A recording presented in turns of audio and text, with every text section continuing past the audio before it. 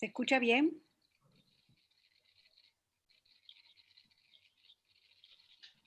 Sí, se escucha bien. Ya, Se escucha perfecto. bárbaro. Bien, este proceso empezó en el mes de agosto del año pasado, en el marco de la actividad anual que la Asesoría de Género para la Igualdad Montevideo realiza, de rendición de cuentas, de puesta a punto de las actividades del Plan de Igualdad en Montevideo. Y en ese momento, en Cotidiano Mujer y en Dafnia, que es otro colectivo que integro, que es un colectivo ecofeminista, estuvimos un poco discutiendo, porque habíamos estado participando, yo personalmente y otras compañeras, en las en las reuniones del colectivo Al Costado de la Vía y la problemática que eso planteaba. Y entonces decidimos hacer una propuesta a ser presentada en esa instancia en agosto, que era una instancia pública, abierta, y planteamos la necesidad de abordar el impacto del tren en la vida de las mujeres, considerando que un plan de igualdad tiene que ver con las dimensiones del urbanismo, de nuestra accesibilidad, tránsito y vida en la ciudad y en los barrios, y nos pareció que era un elemento sustantivo para no dejar pasar a la hora de pensar en la igualdad entre hombres y mujeres en Montevideo.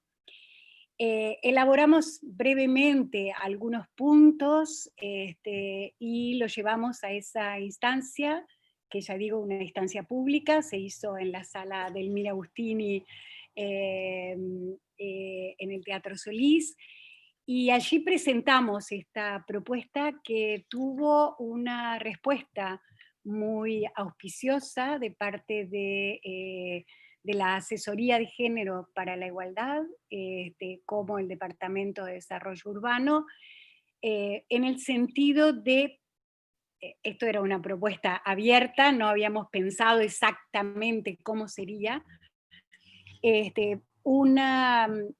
el sentido de hacer este análisis del impacto con dos objetivos. Un objetivo central que tiene que ver con incorporar en las dimensiones de igualdad la dimensión física de la ciudad, el tránsito, la vida cotidiana, la permanencia, la accesibilidad, la cercanía, etcétera, desde la lógica que Rita Segato ha señalado con mucha pertinencia, que es la sociabilidad y los vínculos comunitarios el mejor antídoto para la violencia, pensada la violencia no solo en términos de género, sino la violencia social.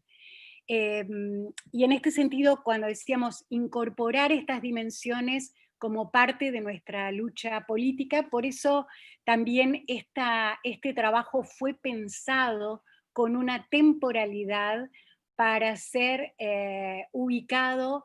Supuestamente teníamos elecciones en el mes de mayo, por lo tanto nosotras habíamos organizado para el 28 de marzo una asamblea de mujeres, una asamblea feminista en Montevideo, que nos diera las pautas para levantar un programa propio con algunos puntos que queríamos que formaran parte de la disputa electoral, no independientemente no de qué se vota, sino cuáles son los contenidos del debate público en la ciudad que queríamos colocar.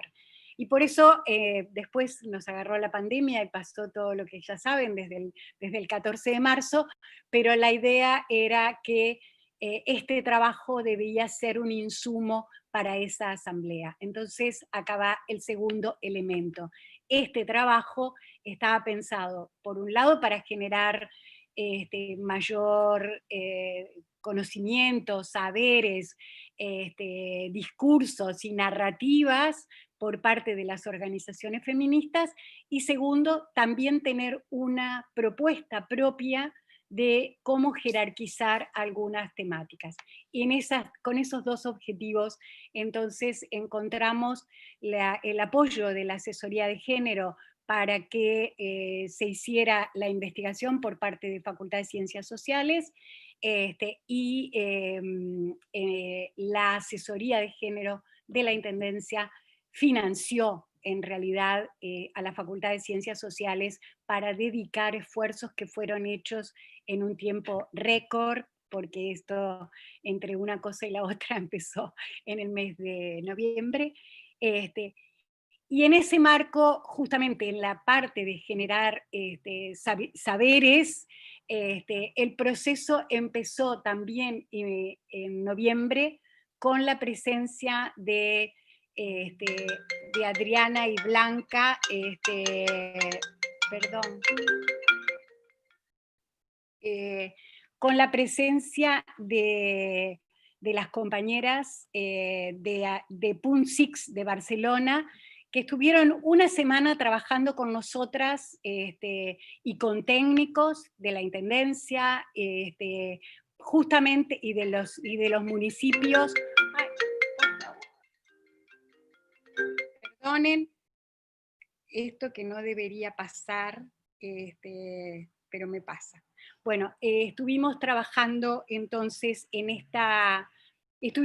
ellas estuvieron dando un curso de una semana que nos permitió justamente generar esas herramientas para pensar a partir de su trabajo de auditoría ciudadana, que fue un tema central en el cual nosotras nos ubicamos y generamos estas acciones políticas que fueron importantes para el trabajo posterior. Y fue muy interesante. Después Adriana al final va a hacer los comentarios de esta experiencia. Entonces, sin más, le doy la palabra a Solana para que forma parte de este proceso de trabajo, y todavía no hemos discutido ni presentado esta investigación que tiene esta primera instancia. Tuvimos una con Yayo Herrero hace un mes y medio, creo, pero apenas abordamos algunas conclusiones muy generales. Así que adelante, Solana.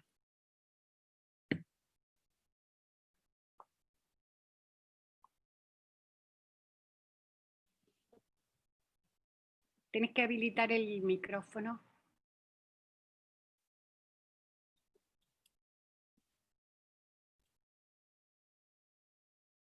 Perfecto.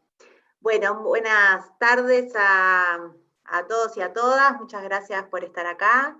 Tal como dijo Liliana, en realidad esta es una iniciativa que presentó la sociedad civil en el Consejo de Género de Montevideo el año pasado, y que siempre nos viene muy bien que la sociedad civil y organizaciones como Cotidiano Mujer de alguna manera pongan en agenda temas que son sustantivos para el avance de la perspectiva de género en la política pública. Para nosotras es muy importante mirar a la ciudad desde una perspectiva feminista. No solamente desde la asesoría de género hemos avanzado en ese sentido y en el marco del tercer plan de igualdad, sino que claramente el Departamento de Planificación y el Departamento de Desarrollo Urbano han tenido también un lineamiento de trabajo muy específico y muy contundente en aportar esta mirada feminista a la ciudad. Y bueno, y eso nos parece muy relevante. Esta es una obra de infraestructura que claramente va a generar cambios sustantivos en la infraestructura, en el barrio, en la vida cotidiana de las personas, y ahí la mirada y la opinión y tener en cuenta las necesidades específicas diferentes de hombres y mujeres en ese transitar cotidiano es muy importante para que una obra y una política no sea ciego a esas necesidades específicas y no termine afianzando desigualdades de género, sino que cuando tratamos de que estas cosas se tengan en cuenta desde el principio, en el diseño de una obra de estas características, capaz que podemos avanzar un poco en minimizar las consecuencias que tengan este tipo de infraestructuras importantes en la vida cotidiana de las personas y de las mujeres en particular. Entonces nos parece que este estudio es un aporte sustantivo para la política pública. Sabemos que acá hay muchos compañeros de la Intendencia que han trabajado en este proceso, pensábamos con Lilian después de esta presentación acordar una presentación interna a los actores institucionales para también cómo esto puede ser un insumo para el pienso. Como decía Lilian, estuvimos muy ajustadas con los tiempos y estamos, porque en realidad los procesos institucionales, no solo los de la Intendencia, sino los de otros actores también a nivel nacional, corren por su cuenta y en paralelo hay cosas en las que vamos a poder incidir y cosas que capaz que no, pero sin duda que es un instrumento que nos va a permitir generar un pienso y un aporte para esta política en particular y para todos los compañeros que desde otras áreas de la Intendencia vienen acumulando conocimiento y saber, y esta mirada cuidadosa de tratar de que cuando pensamos la ciudad incorporemos estas perspectivas y no reproduzcamos en ellos desigualdades. Así que lo mío es muy breve, saludar a Cotidiano y a las mías por esta iniciativa y a la Facultad de Ciencias Sociales por el aporte, y nada, comprometernos a hacer una instancia a la interna de la Intendencia y seguir pensando en conjunto cómo podemos avanzar con este tema. Además de la Asamblea de Mujeres que nombraba Lilian, teníamos previsto también para marzo hacer una instancia con candidatos y candidatas a la Intendencia de Montevideo para el próximo periodo de gobierno, y seguramente esa idea también la podamos retomar, sea a través de estas herramientas a distancia o sea presencialmente, así que también eso va a ser un insumo para nuestro informe de transición a las nuevas autoridades y para pensar también en los equipos a nivel técnico cómo incorporamos estas herramientas. Así que muchas gracias.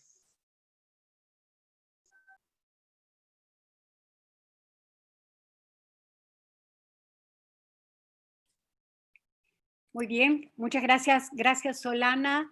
Estamos preparando la publicación también de todos los trabajos de manera que sea accesible, y eso estará al máximo a fines de junio, pero ya les avisaremos a todas las personas que puedan acceder a esos documentos, y antes de que esté físicamente seguramente estarán en las redes para que lo puedan leer. Entonces, ahora vamos a comenzar la presentación de Facultad de Ciencias Sociales. Es un equipo que está formado por Verónica Filardo, que en realidad nos conocemos hace mucho tiempo y hemos trabajado juntas en otras oportunidades, y en realidad justamente la convocatoria a realizar este trabajo empezó a partir de esa amistad y a partir también del trabajo tan interesante detrás de la línea de la pobreza que Verónica hizo con Denis Merklen, y que en realidad recomiendo mucho porque es un trabajo que da muchas pistas para pensar las políticas sociales y las políticas públicas.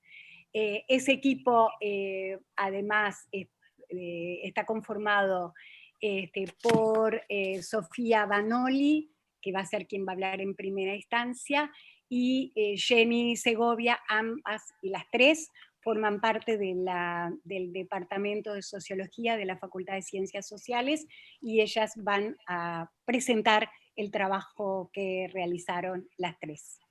Adelante. Bueno, buenas tardes, ¿cómo están? No sé si me ven ahí. Mi nombre es Sofía, yo voy a arrancar la presentación, voy a compartir pantalla. Discúlpenme un segundo mientras dejo eso pronto. Bueno, espero que ahí puedan estar viendo con algún dedito levantado, me sirve para darme cuenta si están viendo bien la pantalla que estoy compartiendo. Bien, gracias Adriana, fue la señal que necesitaba. Yo voy a empezar un poco a contextualizar esta investigación que realizamos, como bien dijo Lilian, con Verónica, con Jenny y también con Carolina Conce de la Facultad de Ciencias Sociales. Un poco para traerlos al enfoque y la metodología que utilizamos. La estructura de la investigación se dividió como en tres grandes fases. Una primera fase más cuantitativa, en la que intentamos una caracterización sociodemográfica, estadística, primero de los barrios que iban a ser nuestra unidad de análisis o nuestro objeto de estudio para tratar de acercarnos al objetivo de esta investigación. Una segunda fase que fue alimentada en parte por esta primera fase cuantitativa, desde una perspectiva más cualitativa, donde la idea fue analizar las percepciones de las mujeres, de las vecinas residentes en los tres barrios en los que estuvimos trabajando, que fueron Colón, Sayago y Capurro, sus percepciones sobre cómo este tren y el proyecto del ferrocarril central creían que podía impactar en los barrios y en sus vidas, ¿sí?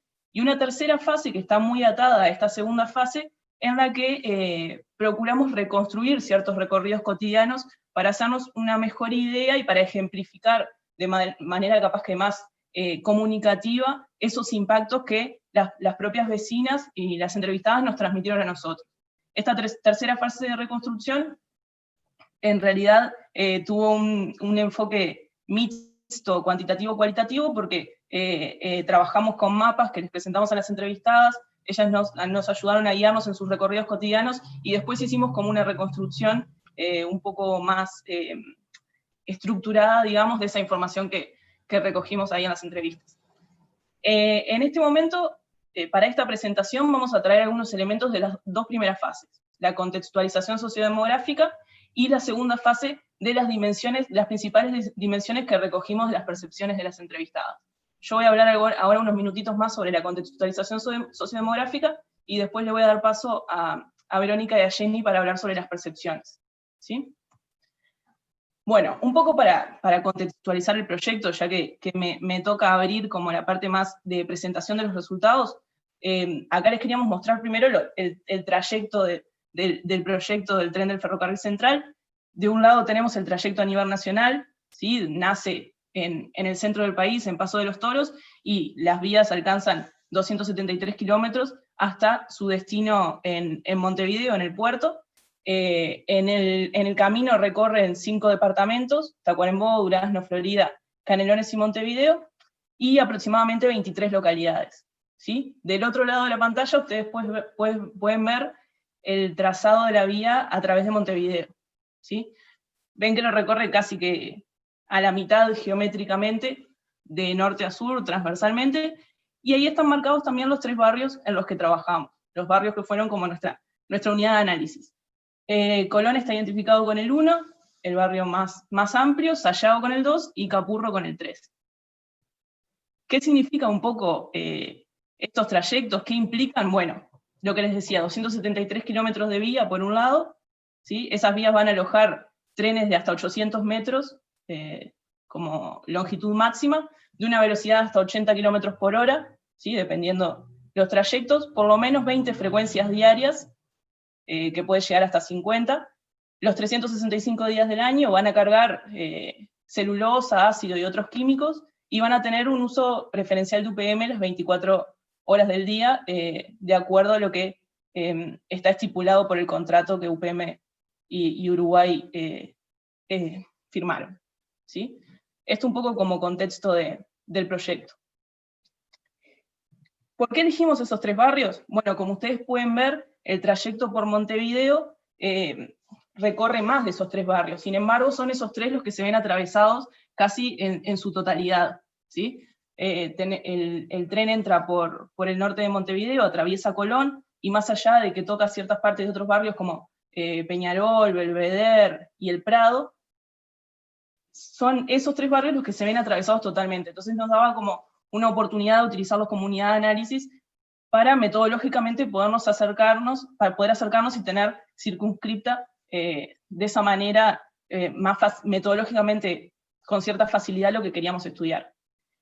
De estos 3 barrios sucede algo bastante específico con 2 de ellos, Colón y Sayago, que es que quedan divididos en su totalidad, pero no solo eso, sino que quedan divididos de forma de que de una parte del barrio queda su centro de servicios y la mayor parte de los centros educativos, ¿sí? Y la otra parte del barrio quedan zonas más residenciales.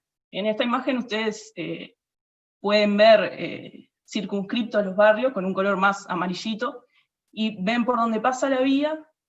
En este caso, la izquierda de lo que estamos viendo, digamos, tenemos a Colón, ¿sí? La vía recorre Colón al medio, al oeste queda la zona de céntrica y de servicios de Colón, y queda la zona donde está la mayor cantidad de centros educativos, que es lo que está marcado en estas imágenes, y al este de la vía queda lo que se llama, lo que generalmente se conoce como pueblo ferrocarril, que es una zona más residencial, ¿sí? Entonces, lo que queremos transmitir con esta imagen, lo mismo pasa en el caso de Sayago, solo que el centro comercial de Sayago queda al este, ¿sí? Y también la mayoría de los centros educativos, sobre todo de secundaria.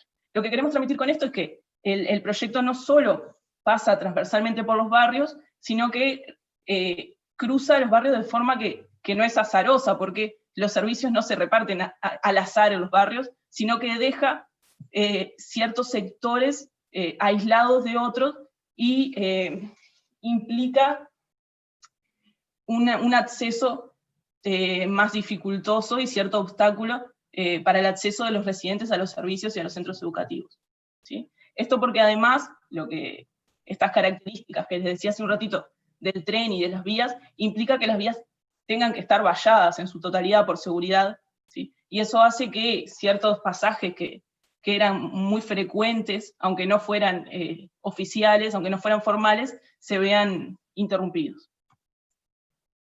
Bien, en esta imagen ustedes pueden ver la densidad poblacional de Montevideo, también están marcados los barrios, les agregamos la cantidad de residentes en cada uno de los barrios. Vemos que, bueno, que en Colón habitan 42.000 personas, ¿sí? También tiene sentido por ser el barrio más grande geográficamente. En Sayago habitan 14.000 personas y en Capurro habitan 17.000. Esta zona grisecita que ven alrededor de la vía es el área de influencia, tal y como está estipulada por DINAMA para la fase operativa. ¿Sí? Esta área en realidad está marcando 500 metros a un lado de la vía y 500 metros al otro lado. Y bueno, es importante también para la investigación porque cuando realizamos las entrevistas procuramos seleccionar vecinas que vivieran dentro de esa área, ¿sí? Del área estipulada como área de influencia. Entonces tenemos, bueno, más de 40.000 personas viviendo en Colón, 14.000 en Sayago y 17.000 en Capurro. Sin embargo, estas poblaciones tienen una estructura sociodemográfica bastante diferente, ¿sí? Acá a la izquierda aparecen las pirámides poblacionales, un poco con un sentido más gráfico que estadístico, porque van a ver que no tiene ningún eje ni ninguna otra cosa que los pueda ayudar a ustedes a leerlas, pero bueno, la idea era mostrar que en Colón tenemos una población mucho más joven, es esta pirámide poblacional de arriba, las barritas de abajo representan a las personas de menor edad, ¿sí? Las barras más oscuras son las mujeres, tenemos una población mucho más joven, ¿sí? En Sayago tenemos una población mucho más envejecida, ¿sí? Y en Capurro tenemos una población más parecida a la de Sayago, pero con mayor cantidad de personas en edad de trabajar, ¿sí? Esto identifica estructuras sociodemográficas bastante diferentes, que también es importante tenerlas en cuenta y como insumo para interpretar las posibles afectaciones que pueda tener el tren y bueno, en los recorridos cotidianos. Además de esto, además de las estructuras sociodemográficas, nos interesaba, estoy corriendo un poquito la imagen de ustedes para poder verlo mejor yo, nos interesaba ver si habían algunas diferencias relacionadas a las estructuras de los hogares en estos barrios, ¿sí? Que tienen mucho que ver con las estructuras sociodemográficas. Entonces fuimos a ver algunos estadísticos que tuvieran que ver con esto, y bueno, vimos que efectivamente hay algunas particularidades en las poblaciones de estos barrios que es interesante tener en cuenta para hacer las interpretaciones que después queríamos hacer y para analizar las percepciones de las vecinas, y mismo para ir a elegir las vecinas que queríamos entrevistar. En ese sentido podemos ver que en Colón aparece una sobrerepresentación de hogares con menores. Sobrerepresentación me refiero a que tienen una proporción mayor que la media de Montevideo y que la media de los otros barrios, ¿sí? El 43% de los hogares de Colón tienen al menos un menor. También aparece, y tiene sentido, una sobrerepresentación de hogares nucleares y monoparentales, ¿sí? Como tipología de hogar, ¿no? Esto es importante también al momento de interpretar las estrategias de cuidado familiar y lo que puede representar esto cuando analicemos la afectación del tren. Sayago, por otro lado, tiene unas características bastante diferentes a Colón y que tienen que ver con su población más envejecida, y aparece una sobrerepresentación, por ejemplo, de los hogares con mujeres mayores viviendo solas, ¿sí? ¿A qué me refiero con mayores? En realidad me refiero a mayores de 64 años, ¿sí? Y aparecen en una proporción mucho mayor de lo que aparece en el resto de Montevideo, en Colón y en Capurro. ¿Sí? Por ejemplo, un 5% de las pobladoras, de los pobladores, en realidad, de Sayago son mujeres mayores de 64 años viviendo solas. ¿Sí? Además, de todos los mayores de 64 años, ocurre en Sayago que el 74% vive o solo o con otro mayor de 64. ¿Sí? Eso indica también ciertas posibilidades de reparto de cuidados, de tareas al interior del hogar. Además, hay una proporción mayor, y tiene sentido también con esto, de hogares con parejas sin hijos. ¿Sí?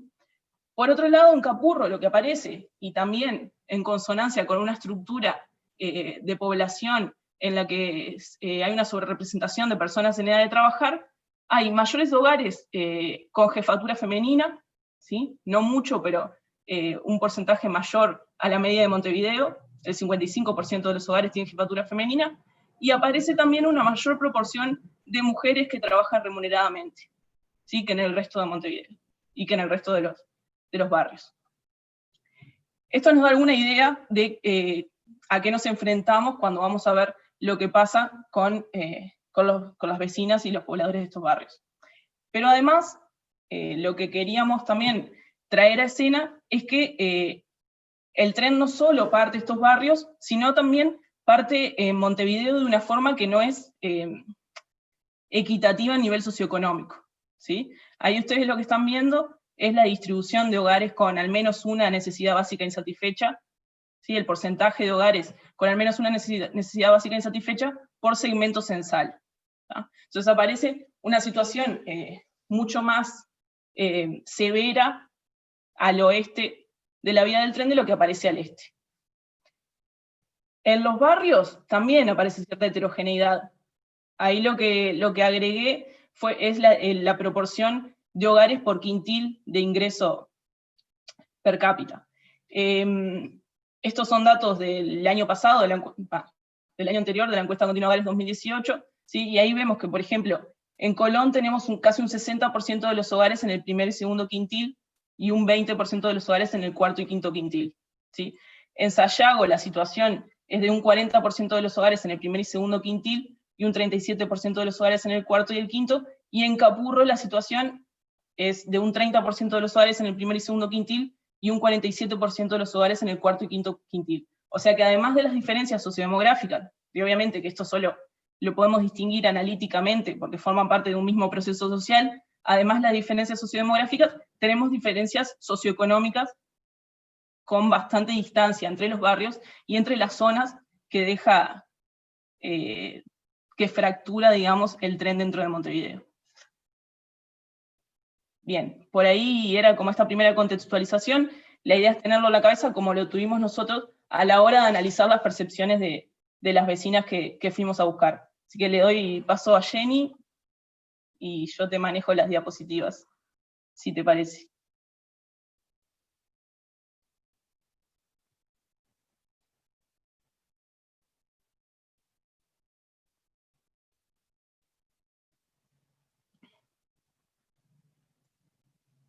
Si es que está. Y no huyó.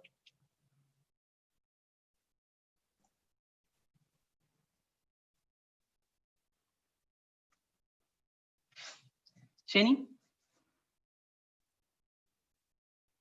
Ah, tenemos un problema de audio. Hola, ahora sí. Estaba silenciada por la anfitriona, por eso no podía hablar por más que lo intentaba.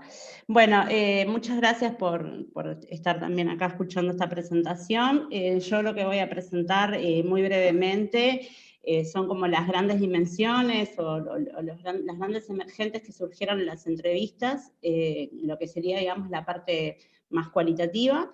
Y bueno, y lo que hicimos fue bueno, seleccionar algunas de las dimensiones claves que nos pareció que estaba interesante que pudiéramos conversar.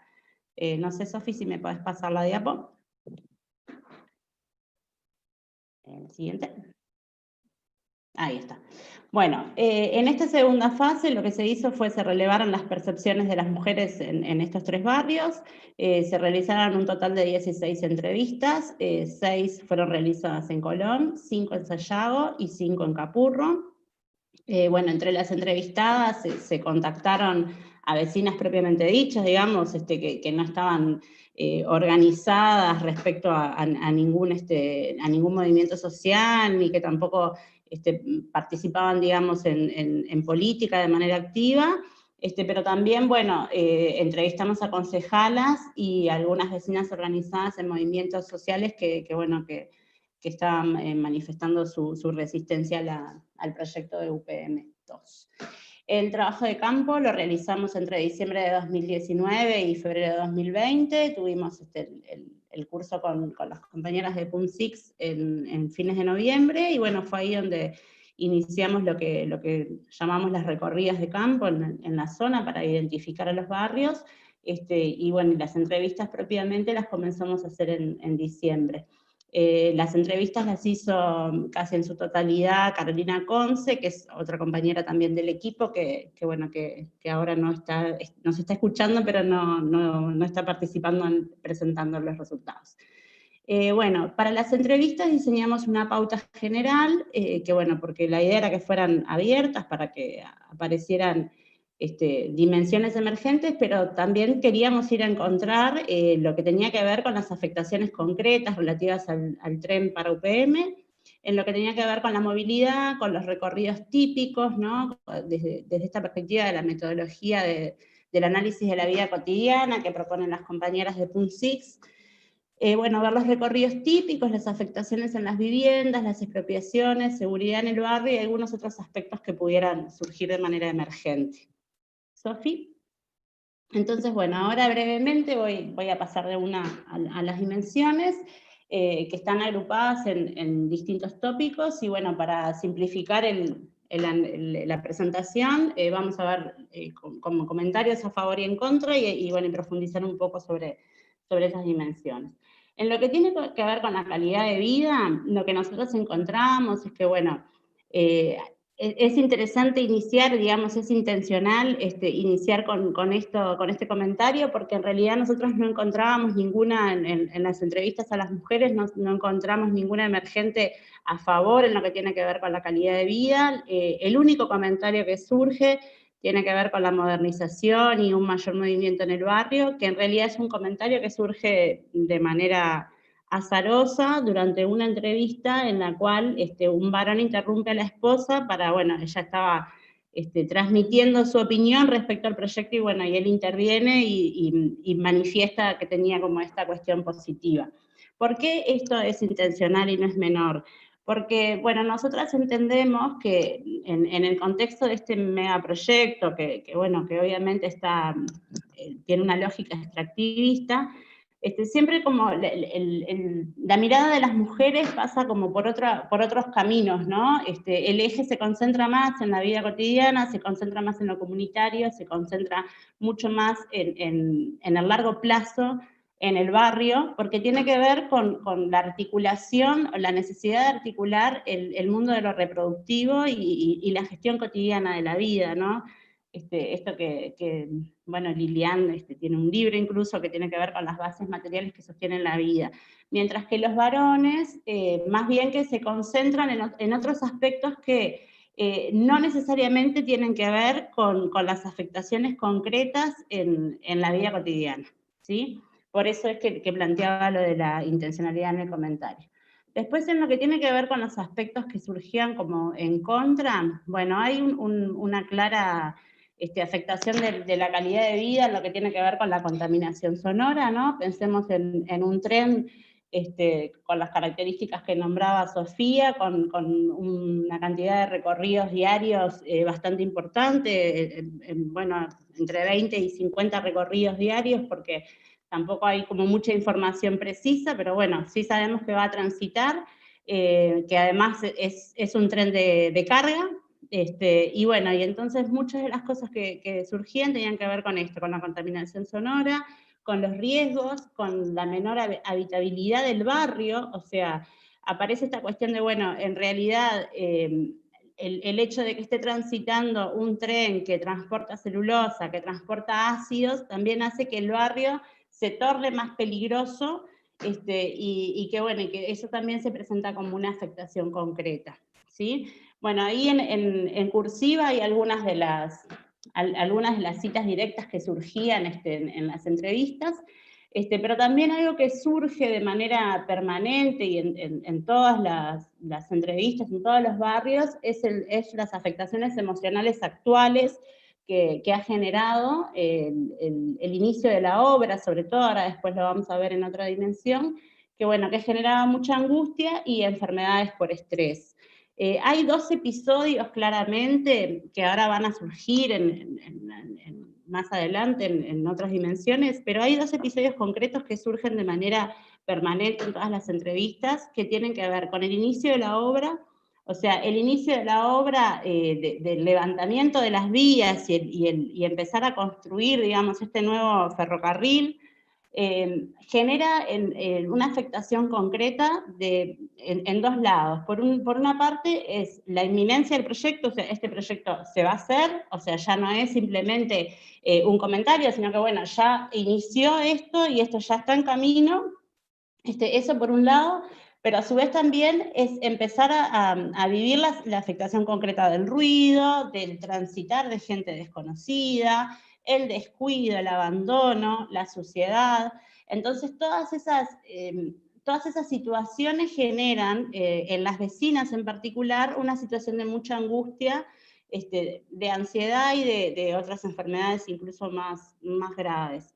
Y bueno, y también aparecen algunas críticas que relacionan un poco esta situación del tren para UPM con otros proyectos que también hubieron en el barrio o en barrios cercanos, como bueno, fue el Corredor Garzón, que es algo que aparece en las entrevistas, se menciona en Colón, pero también aparecen en entrevistas de Sayago, esta cuestión de, bueno, ya tuvimos esta experiencia de una obra que no fue en consulta con los vecinos, que generó una afectación en lo que tiene que ver con el riesgo en el tránsito, que dificulta mucho para las personas con movilidad reducida o las personas de mayor edad que tienen que transitar en el barrio.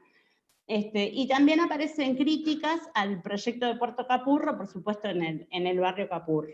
Sofi, ¿me pasó la siguiente diapo? Bueno, después en lo que tiene que ver con los riesgos, esto que yo les comentaba, surge el tema de, bueno, ¿cuál es la estrategia que tiene el gobierno nacional o local en lo que tiene que ver con el hecho de que ocurra un accidente, ¿no? ¿Qué sucede si, bueno, si hay un derrame, si ocurre un accidente en el tren y se derraman estas sustancias tóxicas, no hay un plan de evacuación, no hay ningún tipo de estrategia que los vecinos sepan cómo poder manejar eso, ¿no? Y bueno, y obviamente hay un pesar muy fuerte con respecto a lo que tiene que ver con el paisaje, ¿no? Bueno, el barrio va a cambiar radicalmente porque va a estar este muro, este gran vallado, que va a hacer que el barrio se vuelva más feo, ¿no? Que muchas de las vistas lindas que tenía el barrio, de las viejas casonas, o cuestiones que incluso plantean en términos patrimoniales, se pierden, se van a perder. Después, en lo que tiene que ver con las consecuencias concretas para el barrio, solamente en Capurro surgió en alguna entrevista que en realidad esto mejoraría el barrio porque el tren va a pasar por abajo, ahí en esa zona hay una trinchera, y hoy en día tienen la vía, o sea que en realidad tienen que cruzar la vía. Después el resto de las entrevistas surge más bien un desánimo, sobre todo en lo que tiene que ver con la fragmentación del barrio y el aislamiento. Esto no es menor, sobre todo algo que surge bastante en Sayago, también en Colón, pero en Sayago en particular no es menor porque es un barrio, como comentaba Sofía, con muchos adultos mayores, entonces son muchas personas que para ellos el barrio resignifica un montón de cosas. Entonces, el hecho de quedar aislado, de quedar del otro lado de la vía o de ya no poder transitar, supone también perder vínculos, además de perder aspectos que tienen que ver con la gestión de la vida cotidiana, hacer los mandados, ir a la policlínica, resolver un montón de cuestiones prácticas. Y bueno, y aparece esta cuestión de dividir el barrio en 2, o sea que se pierde un poco el aspecto más de corte comunitario, también surgen algunas opiniones respecto a, bueno, esto es un sacrificio grande que se nos está pidiendo, pero que en realidad no va a generar nada bueno ni para el barrio, ni para el país. Entonces, es como que de alguna manera tenemos que sacrificar nuestra historia en el barrio, nuestra casa, que de repente la compramos con mucho esfuerzo, que era el lugar donde pensábamos mantener nuestros vínculos, envejecer, criar a nuestros nietos, y ahora nos encontramos con que tenemos que mudarnos, porque además mudarse es una realidad, porque ya hay muchas casas que están en venta, ¿no? Eso también surge. Entonces, bueno, en realidad se está yendo todo el mundo del barrio, todos mis vecinos se van a ir, y entonces esto también a mí me va a hacer que me tenga que mover.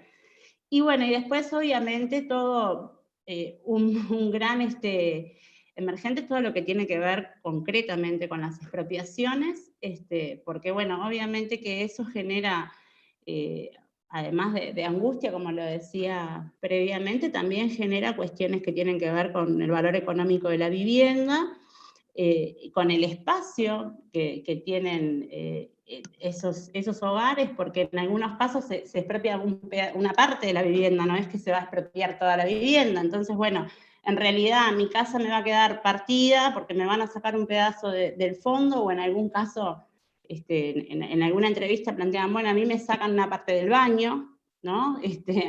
A esos niveles. Y además en el fondo de mi casa voy a tener un muro de contención de un tren que pasa con ácido sulfúrico, ¿no? Entonces el tema de las expropiaciones también evidentemente es un tema que surge y de manera muy, muy fuerte.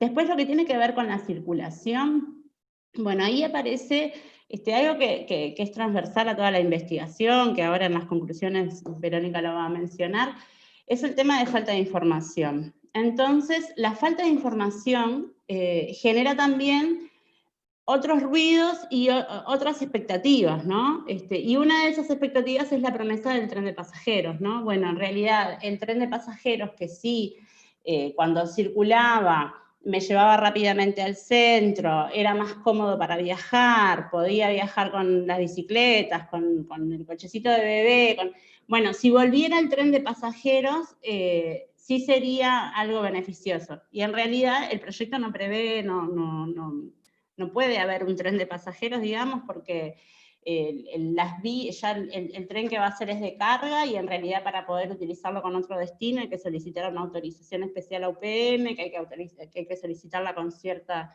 cantidad de tiempo, lo cual hace que sea improbable que se pueda llevar adelante esto. Después, en lo que tiene que ver con la circulación, obviamente que aparecen muchas cuestiones emergentes negativas, la afectación en los recorridos, que ya lo comenté, las dificultades para pasar, el colapso vehicular de las calles, esto particularmente es una preocupación que surge mucho en Capurro, la falta de cruces peatonales, pero sobre todo la cuestión de la falta de información sobre cómo se va hacer esto, cómo se va a gestionar, en dónde van a estar los cruces, dónde van a quedar las paradas de ómnibus, cómo se va a resolver el tránsito dentro del barrio, y dónde van a quedar también los comercios, que eso es otra cosa que también aparece como la preocupación por el acceso al comercio para poder ir a hacer los mandados y resolver el día a día, pero también la preocupación por esos comerciantes que muchos de ellos son vecinos del barrio. Entonces el impacto también es a nivel comunitario, porque para los propios vecinos también significa una pérdida de ingresos, ¿no? y de actividad económica.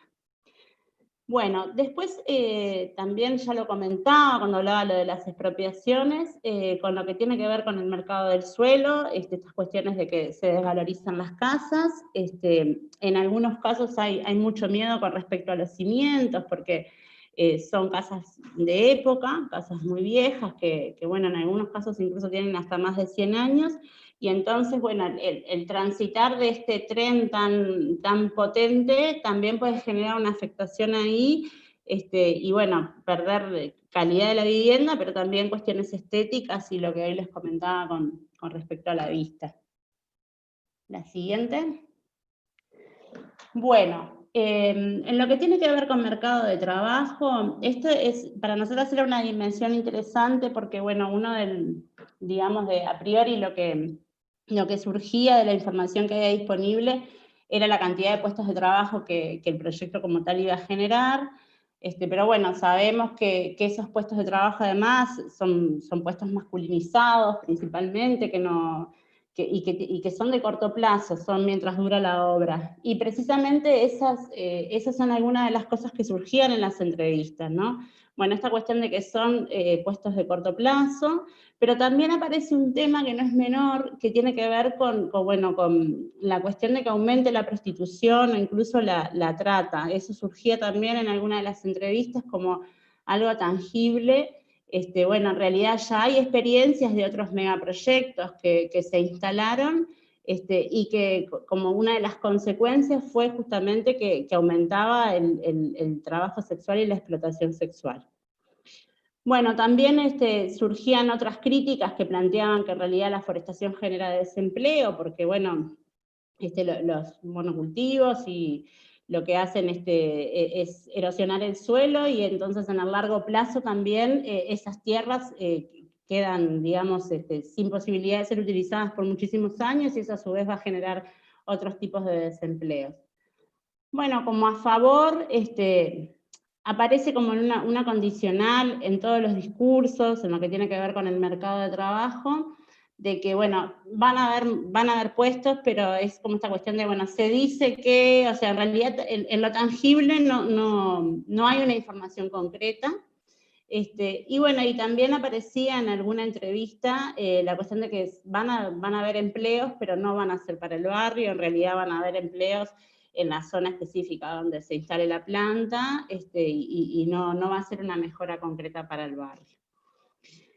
Bueno, después en la obra, que era un poco lo que les comentaba hoy, la obra tiene un impacto muy fuerte en el barrio por la cuestión de las afectaciones inmediatas que generan, lo que tiene que ver con el transitar, el ruido, la basura. Hay un episodio que surge bastante fuerte, con bastante emotividad, y que tiene que ver con la quema de la casilla, que bueno, una situación que se dio se generó un basural en el cual se prendió fuego, aparentemente vandalizado, pero bueno, también por el calor y por toda la basura que había ahí. Y bueno, y esta casilla era una de las casillas históricas de la estación. Entonces, todo lo que tiene que ver con ese episodio está bastante, genera una sensibilidad muy especial en los vecinos, porque bueno, significa esto, ¿no? El fin de algo que tiene que ver con una estética del barrio y con una historia del barrio social del ferrocarril, que ahora pasa a ser el comienzo de otra etapa que bueno, que para muchos de los vecinos es bastante desesperanzadora. Bueno, como a favor, surgía en alguna de las entrevistas que era una obra que se hacía rápidamente, porque bueno, por la tecnología disponible y demás, pero no es algo que fuera muy relevante a estos efectos. Bueno, y lo que tiene que ver con el proceso de comunicación y la consulta a los vecinos, que era lo que un poco les comentaba también hoy, bueno, la mayoría de las entrevistas tienen una visión muy, muy negativa de este proceso por la falta de información permanente, pero también por los mecanismos que se utilizaron para la poca información que sí hubo.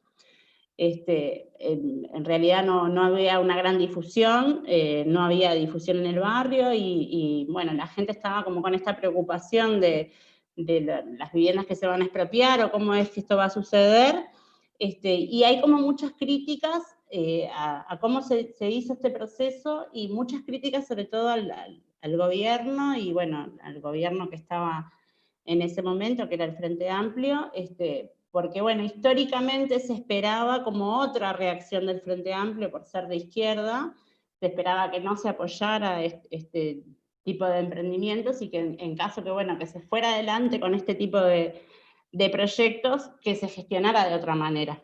Entonces ahí aparece muy fuertemente la desilusión, la decepción, sentir que, bueno, que de alguna manera somos el basurero del mundo, es una frase que salió en una entrevista que era muy potente, porque era, bueno, como esta imagen de En realidad UPM va por distintos países intentando implantar, digamos, su proyecto, y en Uruguay encuentra como todas las posibilidades, porque bueno, es un contrato que es muy ventajoso para UPM, no tiene nada positivo para Uruguay, ¿no? Siempre lo estoy planteando en términos de lo que surgían las entrevistas.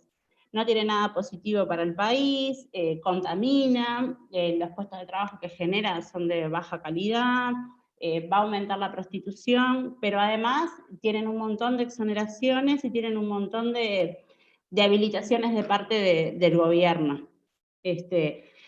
Y también surge como esta cuestión de, bueno, nos tomaron el pelo porque en realidad se generaron un conjunto de espacios de supuesta consulta que se hicieron en momentos en los cuales eran como, por decirlo de alguna manera, ridículos, ¿no? Hay uno de los eventos fue un 23 de diciembre en la tarde, noche, en un lugar alejado, entonces no había después ómnibus para volver, entonces como que la gente tiene como ese malestar, o bueno, o hubo otro encuentro que se realizó en el club de Racing, bueno, me convocan a un club de fútbol o deportivo para hablar de un tema tan delicado, ¿no?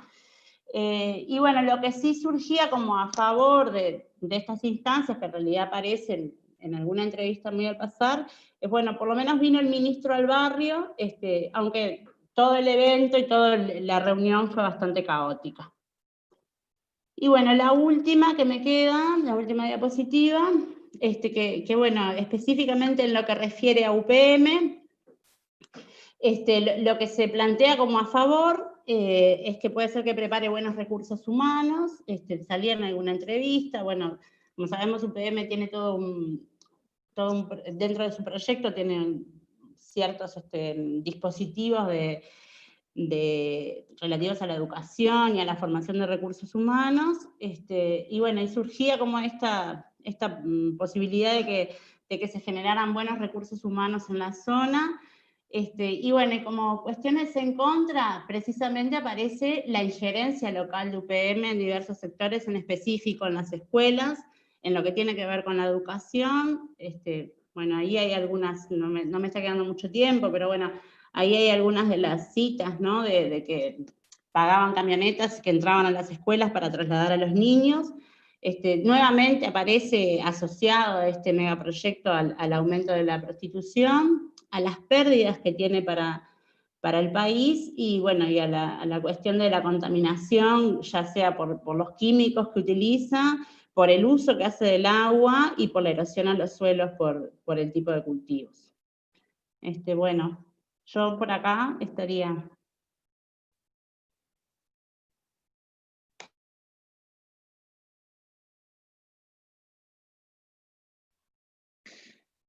Hola, bueno, muchísimas gracias por la posibilidad de poder presentar estos resultados a Cotidiano y a la Intendencia,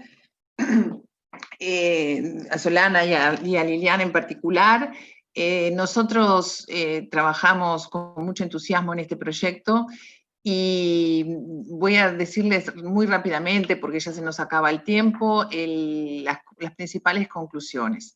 En primer lugar, el estudio de las percepciones del impacto del tren debe ser visto como parte de un proyecto mayor. O sea, el tren no tiene sentido en sí mismo si no es en función de ser un requisito establecido por el contrato para la instalación de la planta, del cual se tiene que hacer cargo el Estado nacional.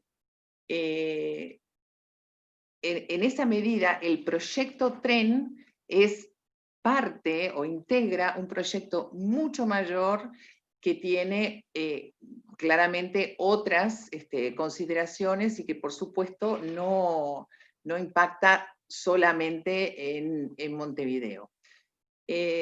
La segunda precisión que sería bueno hacer es que el campo que nosotros desarrollamos fue previo a la pandemia del COVID-19.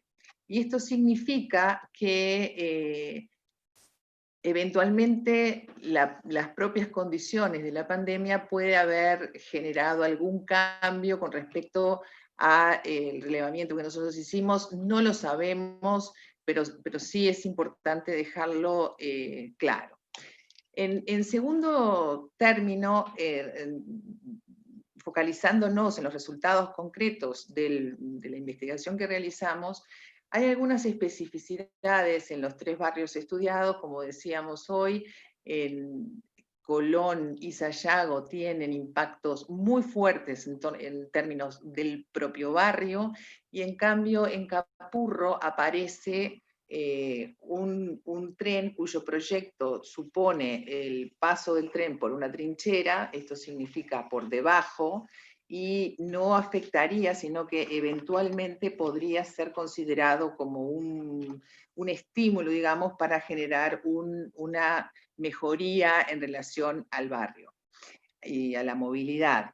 Sin embargo, Capurro está a su vez impactado por otro proyecto que, aunque no está inmediatamente conectado con la instalación de la segunda planta de celulosa de UPM, sí es muy probable que haya acelerado el proceso que genera que simultáneamente esté la construcción del tren y la construcción del puerto de Capurro para descongestionar el puerto de Montevideo, probablemente por los requisitos de espacio que supone el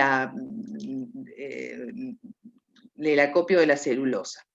En segundo lugar, queríamos mostrar cómo, en general, en los discursos de las entrevistadas, aparece una distinción relevante en términos de los impactos que podrán generarse en función de la obra y el funcionamiento del tren. Algunos de los elementos que ya fueron mencionados por Jenny, solamente los voy a repasar, es esta cuestión de la inminencia del proyecto que había generado cierto escepticismo, funcionado como un rumor en términos barriales en la concreción del proyecto, y que sin embargo se les vino encima cuando vieron que se levantaban las vías del tren. Y eso producto de una desinformación muy, muy importante, un desconocimiento atroz de parte de los vecinos, que estaban incluso implicados, y que la reunión a la que hacía mención Jenny antes del ministro en uno de estos barrios fue no para anunciar el proyecto, sino para distribuir los celulones de la expropiación de los predios que estaban afectados. Sofi. Hay un malestar gigante con los procedimientos que se establecieron para la concreción del tren. Hay expresiones sumamente fuertes de dolor, te hieren el alma, de desilusión, de decepción, que están focalizados al sistema político y en particular con el Frente Amplio, tanto como partido como también en la gestión de la intendencia. Se perciben riesgos de pérdida de identidad barrial, de pérdida patrimonial y eventualmente de identidad ideológica o política partidaria. Muchos de los entrevistados más desilusionados justamente eran históricos votantes y militantes del Frente Amplio. Hay una puesta en cuestión en vecinas más activas en los barrios y en relación al proceso de descentralización, ya que realmente habían incorporado esta idea de la ciudadanía, de la participación, en la gestión urbana, en las decisiones que tenían que ver con el barrio, y que este golpazo, digamos, este proyecto que se les viene arriba, que se instala sin posibilidad de informarse correctamente, ni de informar a los vecinos, de alguna manera cuestiona toda esa dedicación, ese trabajo durante años, que además fue impulsado por el gobierno de Montevideo durante más de 30 años, ¿no? En el proceso de participación. Seguimos, Sofi, por favor.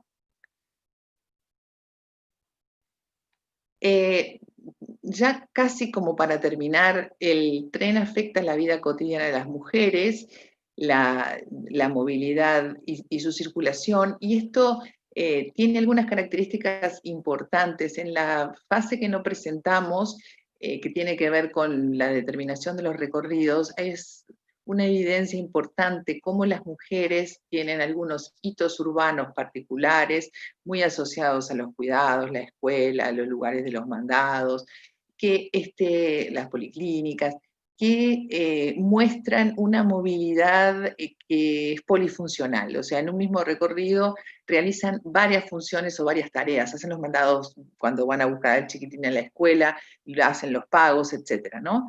Y esto tiene una afectación importante en relación sobre todo en los barrios que va a haber un muro, en la medida en que no necesariamente ese recorrido que se hace se podrá seguir haciendo en función de las distribuciones diferenciales de un lado y de otro de la vía de donde se ubican los recursos y bueno, y eso va a estar afectado claramente. La participación en los procesos de descentralización, que ya habíamos hablado, el sentido que se atribuye al barrio, y sobre todo algunas consecuencias de carácter emocional sobre las personas que están afectadas por expropiaciones parciales o expropiaciones totales. Se prevé dinámicas a atender en torno a la prostitución, la trata y el abuso, que está asociado a la obra, y además se identifican consecuencias negativas sobre el mercado del suelo y el valor de las viviendas, que preocupa muchísimo a muchas vecinas, que por otra parte, como mostraba Sofi en la caracterización de los barrios, muchas de ellas son de edades avanzadas y en este momento en su ciclo vital disminuyen sus condiciones y sus capacidades para gestionar la venta o la compra o las decisiones en relación a una nueva vivienda, a una nueva casa, a las gestiones que hay que hacer, etc. Y por otro lado, tampoco hay claramente posibilidades de generación de nuevos recursos económicos de producción, de manera de poder paliar las consecuencias negativas de una desvalorización de las viviendas tan importante, ¿no? Se identifican consecuencias negativas entonces sobre el mercado del suelo y sobre el valor de las viviendas. También hay una enorme preocupación en relación a los riesgos que tengan en términos constructivos, las propias viviendas y el riesgo ambiental, sonoro como afectación, pero también ambiental en términos de la contaminación y de las sustancias que va a cargar el tren. También hay un aumento de la percepción de la inseguridad en los barrios, muy asociada a la obra. Seguimos, Sofi, la última. Entonces, simultáneamente a todo este proceso de decepción, de dolor, de sentido de haber sido desvalorizadas, y desvalorizadas como ciudadanas, desvalorizadas en términos de organizaciones sociales, etcétera, se construye un discurso crítico bastante sólido, bastante consistente, que tiene portavoces y tiene voceros, y que además aglutina múltiples organizaciones que están vinculadas a lo medioambiental, que están vinculadas en concreto a ir contra el tren, etc. O ir contra UPM. Y la crítica tiene distintos niveles. Ese discurso podemos distinguir al menos 3 niveles. Uno, los que se focalizan en contra del contrato del gobierno de Uruguay y UPM, los que se focalizan contra el proyecto UPM, la segunda planta de celulosa en particular, o sea, no es el contrato, sino que es el proyecto, y los que focalizan contra el trazado del tren y las consecuencias para la ciudad como un todo. Esto significa que, digamos, puedo estar contra el trazado del tren, pero no necesariamente contra el proyecto de UPM, pero en gran medida hay una asociación de las tres críticas, ¿no? Y posiblemente se intercambien los argumentos y los niveles cuando estamos indagando en relación al tren. Así como aparece cada vez más sólida y cada vez más consistente la crítica y la voz crítica de este trazado del tren, con estas consecuencias que estábamos viendo, y la planta de celulosa, la segunda planta de celulosa de UPM, por el otro lado, no se visualiza con claridad un portavoz o alguien que levante la bandera defendiendo el proyecto UPM.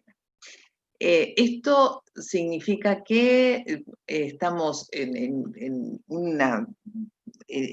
un tipo de oscuridad, en un tipo de opacidad en relación a ¿quién defiende el proyecto? ¿Cuáles son los argumentos que se dan a favor? ¿No? Estamos hoy a un día, o sea, ayer fue una interpelación a 4 ministros sobre el proyecto y sobre el tren, o sobre el trazado del tren, con una expiación de culpas, digamos, que no hace que nadie defienda específicamente nada, ni UPM, ni el proyecto, ni el contrato, ni el trazado del tren. Es simplemente una continuidad necesaria, pero no hay argumentos sólidos a favor.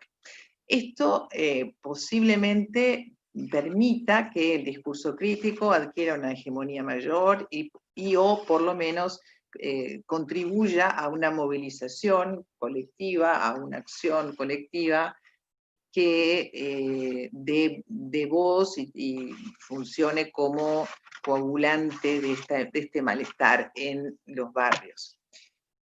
Nosotros podemos dejar por acá y dejar que las preguntas, en el espacio de preguntas y debate podamos profundizar en alguna cosa, sobre todo teniendo consideración del tiempo. Bueno, muchas gracias a las 3 por la presentación, bueno, y a la otra compañera que no pudo estar hoy en la presentación, pero formó parte del equipo. Siempre es un gusto trabajar con equipos que amplían los espacios también de reflexión para quienes hacemos activismo social. No quiere decir que alguna de ustedes no lo haga, sino que están en otro rol en este momento. Voy a dar paso, voy a hacer las 2 presentaciones por un lado de Cecilia Gordano, que es una compañera del equipo de Cotidiano Mujer y que complementó esta investigación con un trabajo específico de lo que ahora Verónica planteaba al final de los procesos críticos de organización en los espacios en relación al tren y a UPM, y ella va a presentar eso. Y después los comentarios que le pedimos a Adriana Chiocoleto, que es arquitecta, y que forma parte de esta cooperativa de arquitectas, sociólogas y urbanistas de Barcelona, que se llama Colectivo Punt Six en catalán, y que nos acompañó en noviembre en ese curso inicial de este proceso de trabajo que hemos tenido y que todavía no ha culminado porque seguramente haremos la Asamblea Feminista de Montevideo para ampliar el discurso crítico al respecto del urbanismo feminista en Montevideo, en particular porque es donde vivimos, pero también en relación a estos proyectos que atentan contra la vida cotidiana. El colectivo Punt Six trabajó sobre entornos habitables y auditoría de seguridad ciudadana con perspectiva de género en vivienda y en entorno, y esto lo pueden buscar y bajar de internet y leer las cosas interesantísimas que producen. Quiero decirles también a quienes están participando que pueden empezar a plantear preguntas en el chat, y ya le doy la palabra a Cecilia. Gracias, buenas tardes a todas. ¿Se me escucha bien? ¿Sí? ¿Bajito? No, está bien. Bueno, estoy muy contenta de haber llegado hasta acá, de poder hoy empezar a compartir y a abrir el debate sobre este tema. Veo muchas caras conocidas y las saludo porque hay gente que estuvo colaborando con este trabajo que estamos presentando hoy. Voy a tratar de ser breve, aunque es difícil porque conforme una se va metiendo más en el tema, se va involucrando y se abren muchos hipervínculos y ganas de comentar y debatir y de saber lo que ustedes piensan sobre esto. Pero bueno, está abierto el espacio del chat para ir tirando preguntas o comentarios. Veo que somos unas 60 personas acá en el Zoom y también hay unas 30 personas por YouTube, así que somos un buen grupete y esperamos que estas instancias de debate sirvan para ampliar los mensajes, amplificarlos en un clima de desinformación y de mucha incertidumbre de lo que se viene. Pero bueno, me gustaría compartir mi pantalla, no sé si voy así con unas diapositivas me voy apoyando y no me divago mucho. Entonces, como decía Lilian, esto que yo voy a presentar ahora es un complemento de lo que estaban presentando las compañeras de Ciencias Sociales, y la idea es hacer foco en las organizaciones sociales sobre este proyecto de Ferrocarril Central, o alias el tren de UPM. ¿Alguien me puede avisar si ven bien la diapo? Vemos bien, pero se ven los bordes del PowerPoint. Tengo que poner, gracias Silvi, ¿ahí? Sí, ahí sí. Bárbaro. Bueno, solo estos son titulares de lo que voy a hablar, el objetivo y un poquito del marco teórico, aunque ya las compañeras hicieron una brillante introducción, así que muchas cosas las voy a pasar rápido, así podemos ir directo al debate y las preguntas. Algunas cosas de metodología y desde dónde miramos esta realidad, y después ya más a nivel de resultados, las organizaciones que pudimos relevar, cómo se posicionan, algo de estrategias y las tendencias en general que vemos emerger en este campo.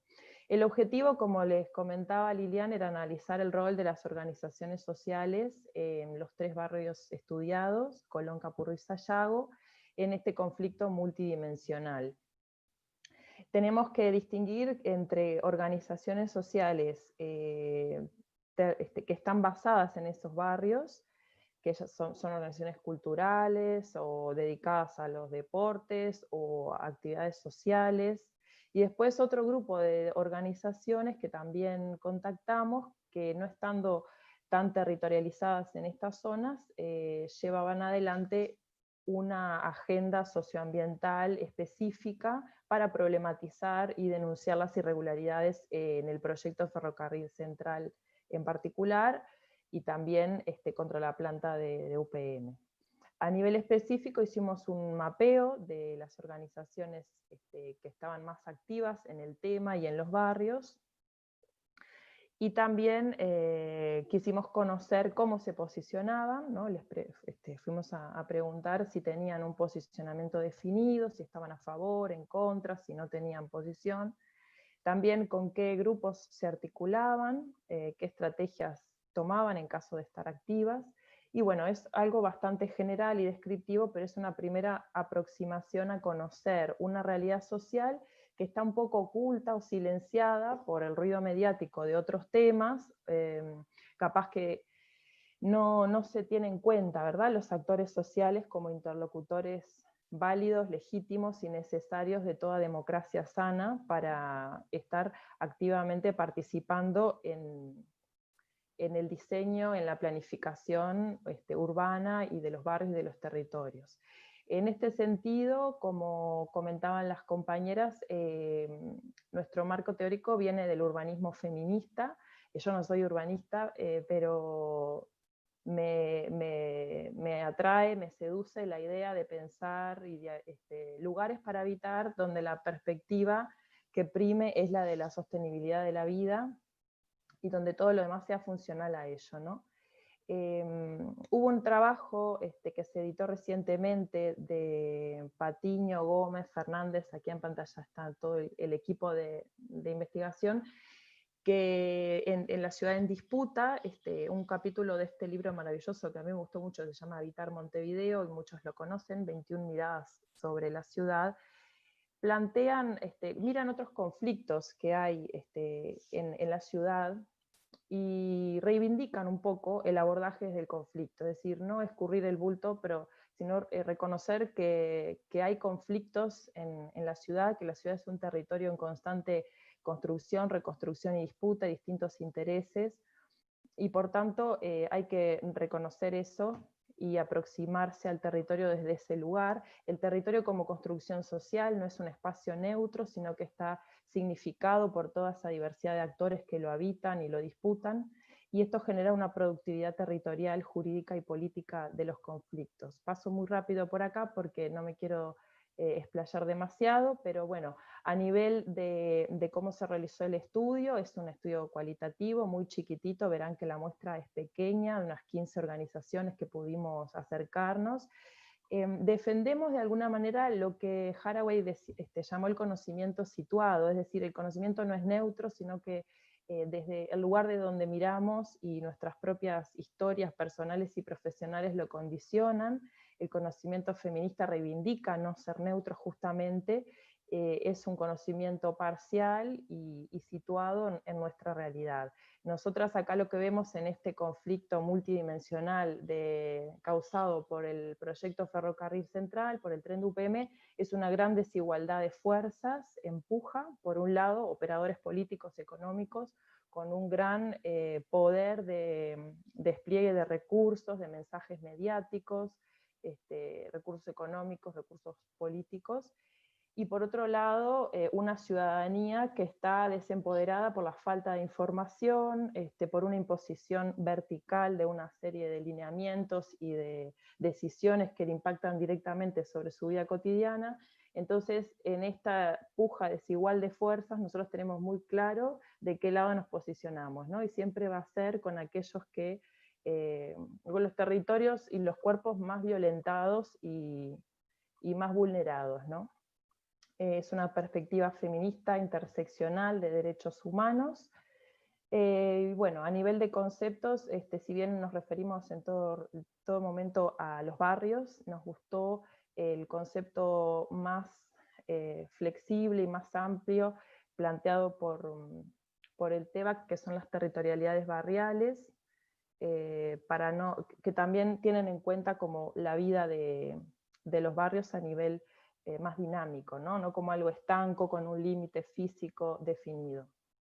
Y cuando decimos organizaciones sociales nos referimos también a colectivos, a grupos, es algo más, más amplio, aunque en la rápida digamos las organizaciones. A nivel del estudio les cuento que empezó en diciembre de 2019, luego enero-marzo hicimos las entrevistas, se extendieron un poco las consultas a mayo.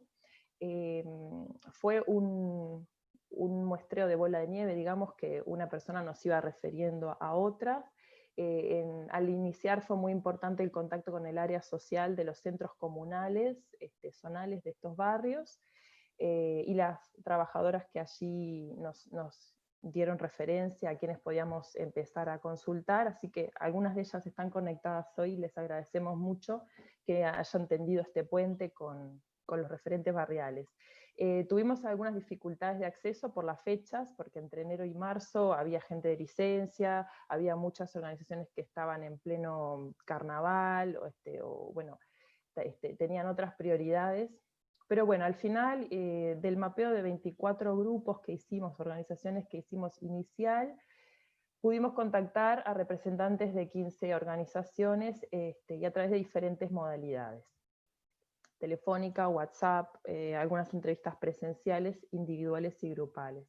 Acá quise compartir un fragmentito de una entrevista que un poco nos sitúa en un resultado bastante amplio por el cual no hay unanimidad de posiciones al respecto. O sea, cuando me refería a que le íbamos a preguntar a la gente, ¿no? Bueno, tu organización, tu grupo, tu colectivo, ¿cómo se posiciona al respecto? Y en algunos casos no nos encontramos con una respuesta cerrada, sino más bien abierta y llena de contradicciones. En este caso contactamos con el centro comercial de Sayago, y esta persona nos decía, no nos quedamos callados, pero no tenemos una fuerza grande en el barrio. Cuando nos enteramos del tren de UPM, el proyecto ya estaba todo trazado. Golpearon la puerta de los vecinos y avisaron por dónde pasa, el pescado ya estaba vendido.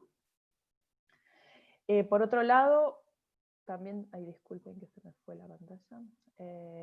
Por otro lado tenemos también otro testimonio que nos dice, a mí no me pareció una cosa mala, ¿no? Esto del tren, un cuco. A nuestro barrio lo va a favorecer porque tiene 146 años y no tiene calles, no tiene saneamiento, entonces en el paquete de UPM entró saneamiento, calles, luminarias y unir nuestro barrio con La Paz. Esto nos compartió Nora de Casona Bayubá, y bueno, de alguna manera ella también está en el Consejo Vecinal del Comunal 12.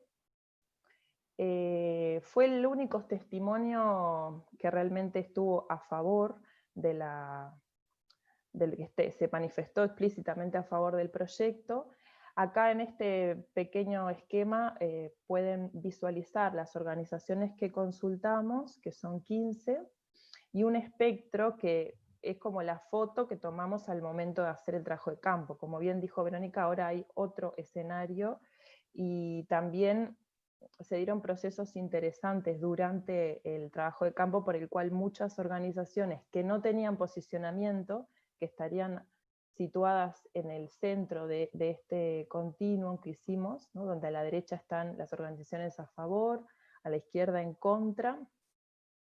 Acá hay un pequeño código de colores de los barrios, pero bueno, lo cierto es que muchas de las que están acá, tal vez al día de hoy le vamos a preguntar y tengan otra posición al respecto, ¿no? Pero bueno, Nora del Consejo Vecinal de Colón nos decía que el tren le traería mejoras a su barrio y por eso ellos estaban a favor. Después algunas organizaciones están como en un punto intermedio, más neutral hacia estar a favor o incluso hacia estar en contra. El caso de la Unión Ferroviaria, que está en un código de color blanco, como todas las que están aquí, porque no son organizaciones de los barrios, ¿no? Sino que son organizaciones generales que también consultamos. Ellos están como sindicato preocupados por el empleo, ¿no? Entonces, si bien no comparten el procedimiento como se realizó, ni están en contra de que no se consulte a los vecinos, de que no se respeten sus inquietudes, se posicionan a favor de la renovación del parque ferroviario, de las vías, es una agenda que ellos vienen desarrollando desde hace años, y en ese sentido están en una posición un poco difícil, porque ellos mismos no simpatizan con el método como se llevó adelante, pero defienden el empleo de los ferroviarios. Y bueno, acá en las organizaciones en contra, tenemos algunas organizaciones que están en los barrios, como la televisión comunitaria, la 12 TV, que está Marcelo conectado ahora en esta conversación, Roger de Revista La Bicicleta también, Antonio de Comerciantes de Colón, que hoy no pudo estar, pero que ellos se posicionaron claramente en contra y tienen un discurso muy elaborado y unos argumentos muy trabajados al respecto. Y después tenemos acá 3 organizaciones que son punta de lanza en la lucha socioambiental contra el proyecto del tren, y en particular, en especial por el costado de la vida, que es por el costado de la vida este grupo de vecinos y vecinas que han sido un poco los que comenzaron, ¿no? Allá a fines de 2018, con una gran movilización en Peñarol, informando, denunciando, fueron las audiencias públicas con todo muy estudiado para un poco replicar a los argumentos oficiales, y que en todas las entrevistas aparecen como grandes inspiradoras de todas las personas que se posicionan en contra del proyecto, citan de alguna manera a por el costado de la vía, o sea, ellas han marcado un poco el camino. Luego, No al Tren de UPM y el Movimiento por un Uruguay Sustentable también se destacan como grandes polos de información y de difusión a la hora de contrarrestar un poco la desinformación oficial sobre el proyecto. Bueno, a nivel de resultados, lo que les comentaba es que falta un posicionamiento colectivo en muchas de las organizaciones, si bien hay un posicionamiento individual, de personas que nos comparten su opinión, de si están a favor o en contra, a nivel de colectivos, estos grupos que están acá, en el medio de la línea, en esta altura, nos decían eso, ¿no? Cuando les íbamos a consultar, bueno, todavía no lo hemos discutido, no tenemos una posición colectiva tomada al respecto. La mayoría de las veces era por falta de información, pero también porque sus agendas en la diaria tienen otras urgencias, otras preocupaciones. Lo lindo en este proceso de investigación fue que a raíz de la invitación de Cotidiano Mujer a hacer las entrevistas, algunos de estos grupos como que reactivaron su deseo por hacer un debate a la interna, por convocar a otras organizaciones del barrio, en particular el Mercado Popular de Subsistencia, el Núcleo Capurro, que dijo no tener una posición, pero sí empezaron con unas reuniones y unos debates a la interna como para reactivar un poco el tema. Ese era un poco también el deseo de poder tener estas instancias, de que el tema vuelva a la agenda pública y sea un tema de conversación y de preocupación de los y las vecinas. Otra tendencia que emergió en las entrevistas con representantes de organizaciones sociales fue la opacidad informativa del proyecto general del tren de UPM, o sea, no había información fiable de parte de las autoridades, y en esto me temo que también estamos hablando de autoridades a nivel nacional y también a nivel municipal, porque las personas consultadas sienten que el gobierno municipal quedó un poco como atado y no tenía la capacidad de orientarlos o de facilitarles la información, y muchas veces se los derivaba al Ministerio de Transporte como para que se informaran ahí, porque las obras comenzaron y no hay carteles, no hay calendario de obras, la gente no tiene esa sensación de incertidumbre, que fue otra de las tendencias que surgió de las entrevistas, sobre todo con los representantes de organizaciones barriales, una incertidumbre que, bueno, en muchos casos genera desidia, genera apatía, y lo peor de todo es que paraliza actores, referentes en los barrios que son fundamentales para la vida cotidiana y la referencia social, cultural y económica de estas zonas, ¿no? Entonces, la paralización, el desempoderamiento a través de la falta de información no fue una parte linda de este relevamiento. A nivel de estrategias, estas ya se focalizan en las estrategias que pudimos relevar de las entrevistas con las organizaciones socioambientales muy activas, en especial con el Movimiento por un Uruguay Sustentable y también No al Tren de UPM, y en el caso de La Bicicleta, la revista Barrial La Bicicleta, y el canal de televisión comunitario La 12 TV, que ellos identificaron como ese vacío informativo es lo que está paralizando la movilización vecinal, ¿no? Cómo puede ser que la gente que está directamente afectada no tome conciencia, no se preocupe por este tema. Entonces, ante todo, contrarrestar la estrategia oficial de desinformación, sobre todo a nivel de gobierno central, y generar espacios, ya sean en las ferias vecinales o a través de las redes sociales, el boca a boca, informar y concientizar a la población. En esto han sido muy activas y tienen una estrategia muy potente. También en el caso de MOBU se destacó el hecho de apoyar la movilización de actores locales. Por ejemplo, las iniciativas legislativas locales que hubo en otros departamentos, se llegó a presentar las firmas, ustedes recordarán, en marzo, y aquí en Montevideo también se habrán cruzado en alguna feria o a través de alguna red social una convocatoria para lograr las adhesiones.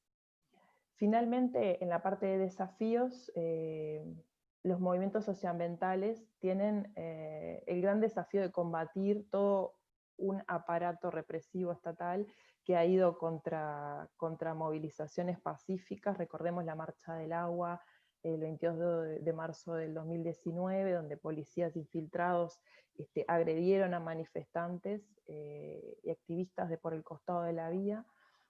Se han espiado, se han metido en la intimidad de las personas. Esto ha generado mucho temor y mucha rabia y mucha impotencia, ¿no? Esto es algo que pasa hoy acá y a nivel regional también, entonces es algo que existe, que hay que denunciar y hay que estar al tanto de ello. También el movimiento socioambiental tiene el gran desafío de defender su independencia político-ideológica, porque han habido varios actores políticos partidarios que han tratado de apropiarse de la lucha de estas agendas socioambientales. Recordemos en las últimas elecciones las elecciones nacionales del noviembre, algunos candidatos presidenciables que usaban este tema para acarrear votos. Y el movimiento lucha por ser apartidario o transversal, ¿no? Es transversal a varias ideologías y a varios posicionamientos partidarios. También lucha por criticar el marco neodesarrollista de estos argumentos de que el tren para UPM va a traer puestos de trabajo, va a traer desarrollo en el barrio. El extractivismo y el colonialismo son como marcos conceptuales que sirven para situar el tema.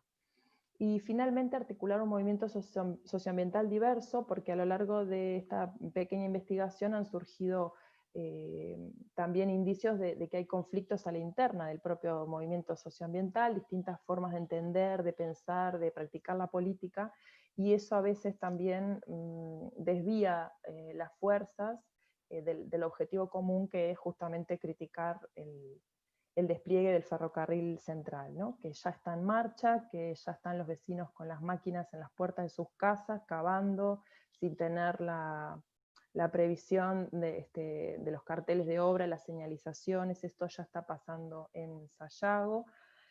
Por las medidas de confinamiento no nos hemos podido acercar recientemente allí, pero bueno, circulan videos y mensajes y es terrible lo que están viviendo estas personas que ya tienen sus casas afectadas. Y bueno, parece que todo sigue.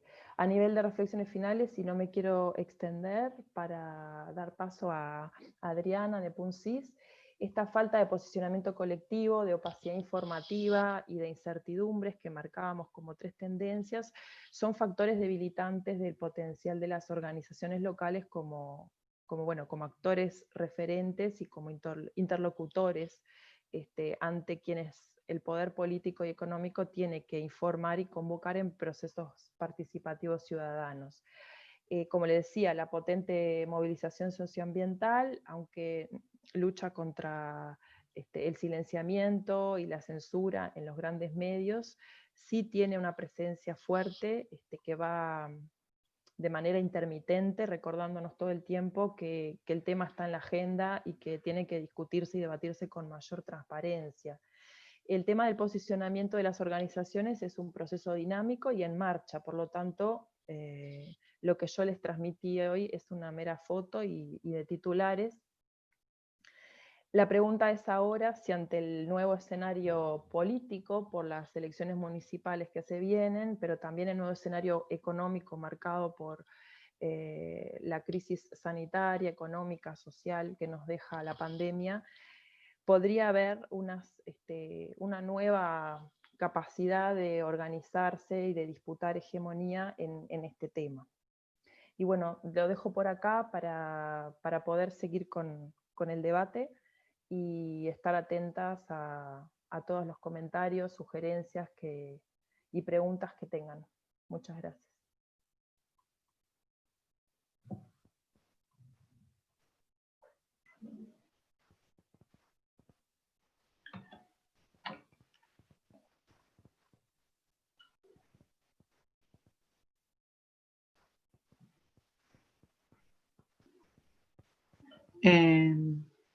No sé si me toca intervenir. Vale. Gracias, Lilian. Elocuente. Vale. Bueno, hola a todas y a todos por ahí también. Bueno, muchísimas gracias por invitarnos, por también tener en cuenta el horario, que no sea tan tarde. Todavía estamos en pie acá. Un gusto que nos hayáis invitado, la verdad, porque bueno, para nosotras, que Lilian Cotidiano nos haya hecho esta propuesta, nos haya invitado a contribuir con lo que estabais trabajando, con toda esta propuesta del tren, esta reflexión, bueno, ha sido un gran halago por toda la trayectoria de Cotidiano para nosotras referentes, y bueno, y también para eso, para hacer piña y seguir sumando estos temas comunes que nos interesan a todas. Así que bueno, muchas gracias a Cotidiano también por habernos recibido, bueno, fue maravilloso estar ahí. También a Dafnias, que es el otro colectivo, ¿no?, que estaba organizando también este trabajo, a la Intendencia, que también participó, y bueno, a las compañeras de Sociología que nos recibieron tan maravillosamente y nos cuidaron tanto en el momento que hicimos el curso en la escuela, ¿no? Así que bueno, muchas gracias a todas por ello. Bueno, voy a contar un poquito, bueno, muy rápido, a ver, 10 minutitos, con, bueno, quizás menos, que me había propuesto Lilian un poco explicar esto, lo que habíamos hecho. Bueno, en realidad nosotras, bueno, estuvimos haciendo una semana esta formación de urbanismo feminista, pero centralizadas en la herramienta que nosotras trabajamos ya hace un tiempo, que es la auditoría de calidad urbana con perspectiva de género, que es una de las herramientas que venimos desarrollando con indicadores de seguimiento y etcétera, y que ya veníamos haciendo este paso de cara a cómo a través de una auditoría, esta auditoría urbana desde una perspectiva de género, podríamos elaborar informes de impacto de género.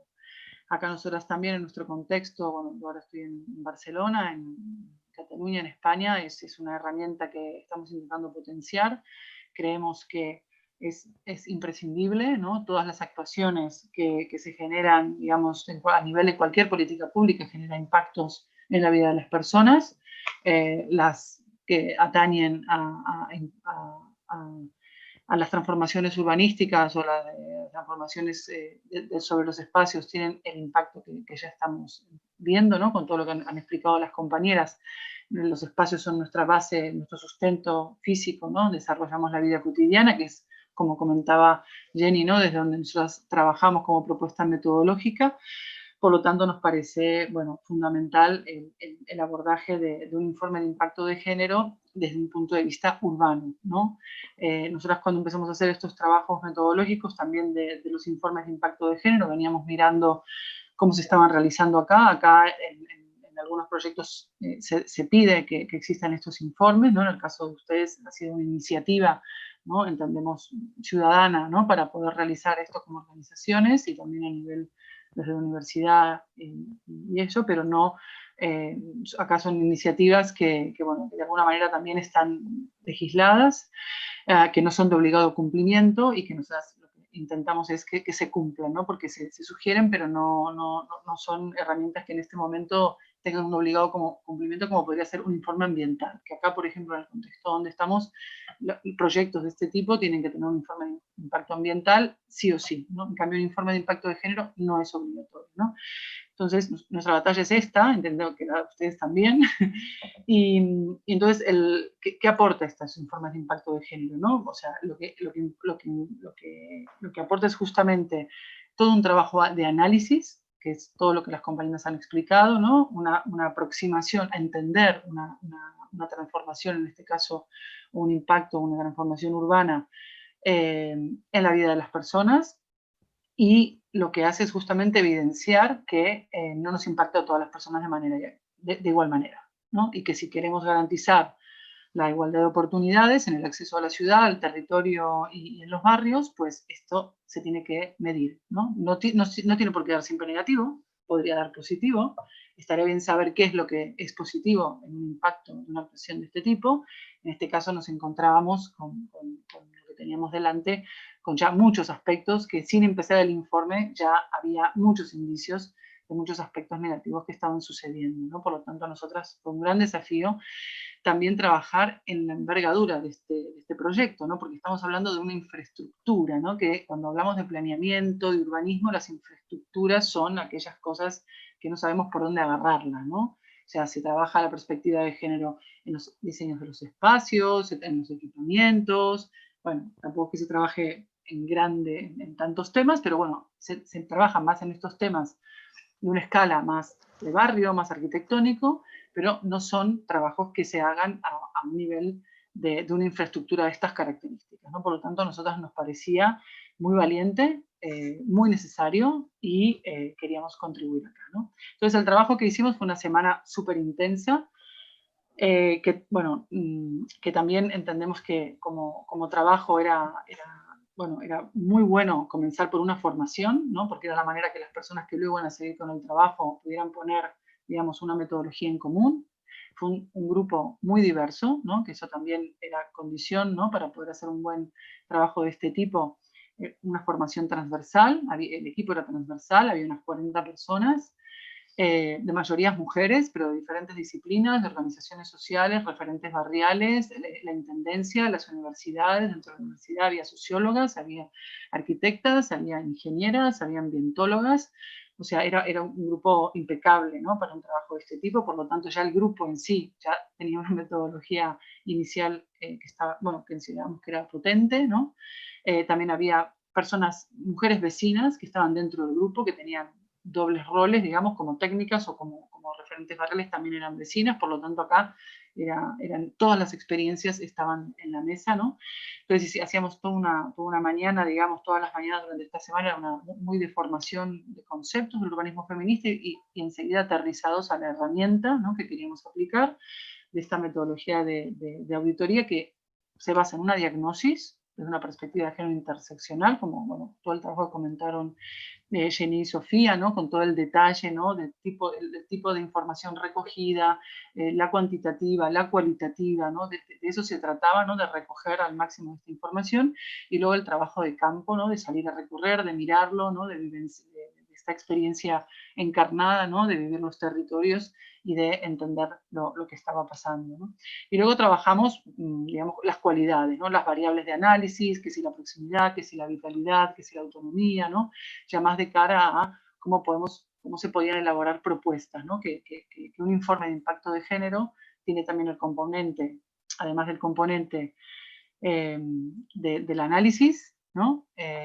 Y de entender dónde estamos, el punto inicial, ¿no? De dónde se trabajará, tiene también la voluntad de poder llegar a hacer una línea propositiva, ¿no? Unos criterios que se tengan en cuenta, ¿no? Ahora estamos hablando del tren, sería fantástico, ¿no? Que cualquier cosa que se haga en esta actuación del tren pueda tener en cuenta esta diagnosis puede elaborar criterios, y estos criterios se pueden tener en cuenta en las actuaciones, ¿no? O sea, tiene todos los elementos. Por lo tanto, los informes de impacto de género que nosotros planteamos a través de la auditoría tienen toda la voluntad de ser propositivos y que puedan evaluarse en el tiempo, ¿no? Por lo tanto, cuando la actuación acabe puede haber un seguimiento y que sea una herramienta de trabajo, ¿no? O sea, no tiene por qué ser algo que vaya en contra, sino algo que, si se entiende bien, ¿no? Vamos a hablar siempre que las personas con buena voluntad queremos incorporar todo lo que haga bien a los proyectos, supongamos que quien haga el tren también, pues se puede aprovechar de un trabajo súper rico en poder hacer las cosas para que no impacte de una manera negativa en la vida de las personas.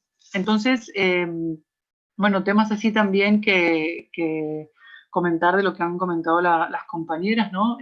Elementos, ¿no? Como, bueno, el recorrido cotidiano, cosas que veíamos, ¿no? Como actualmente el tren, o sea, no existe, ¿no? Como si fuera algo invisible porque no pasa, pero en realidad está en una presencia tremenda en la vida de los barrios que vivimos juntas y que ellas también lo están explicando. Y a nosotros también nos llamaba mucho la atención el qué pasará en esta informalidad del uso que hay alrededor del tren, ¿no? Bueno, cosas que pueden ser muy pequeñas, como tener en cuenta los cruces actuales, que son cruces informales, y que estos, cuando esta nueva acción, esta nueva transformación haga la superobra arquitectónica y de infraestructura, ¿no? Probablemente ese detalle, ¿no? De que hay un grupo de niños y niñas que van al cole y cruzan por una zona que no está ni señalizada, ¿no? Se perderá, ¿no?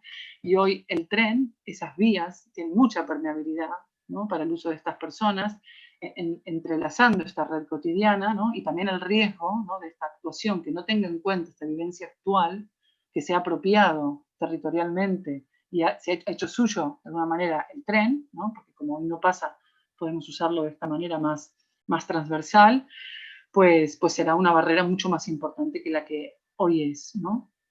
Bueno, cosas como estas, digamos que le dan sentido a todo el trabajo que han hecho, ¿no? Las compañeras, también todo el valor del trabajo que aumentaba también Cecilia, ¿no? De las organizaciones barriales, de la autoorganización en relación a esto, ¿no? Que están también muy relacionadas a cómo esto seguirá, ¿no?